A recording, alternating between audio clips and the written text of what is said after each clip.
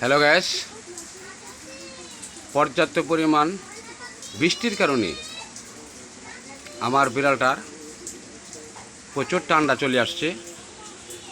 ঠান্ডা চলে আসার কারণে সে এখন বাইরে ঘোরাফেরা করতে পারছে না। সে অনেক বড় সমস্যায় আছে। তার গায়ে প্রচুর ঠান্ডা এবং জ্বরও চলে আসতে পারে।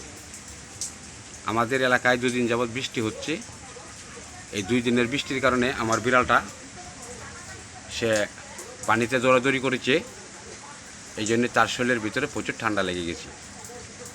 ঠান্ডা লেগে যাওয়ার কারণে তার সামনে গোলা যে ডিব্বাগুলা দেখতেছেন, এটির মধ্যে তার ওষুধ, বিভিন্ন ধরনের ওষুধ আমরা সবসময় কমপ্লিট করে রাখি, আমাদের বিড়াল যাতে কোনো সময় সমস্যা নাই পড়ে।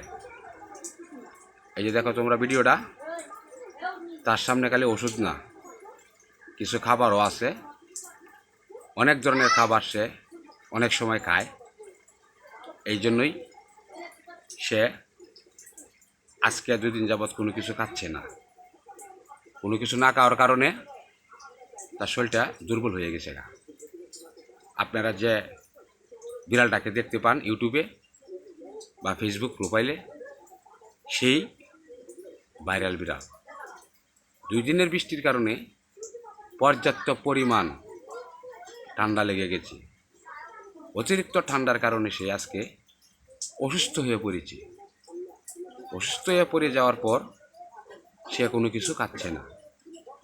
অনেক খাবারগুলা তার জন্য কিনে নিয়ে আসছি আমি, সে কোনো খাবারই খেতে চাচ্ছে না।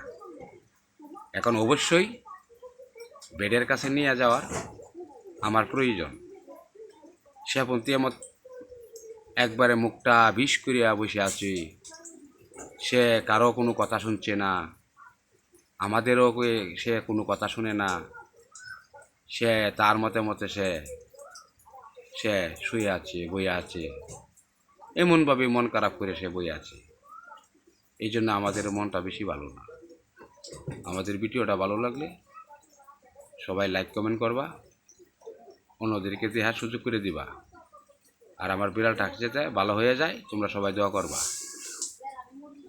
ধন্যবাদ।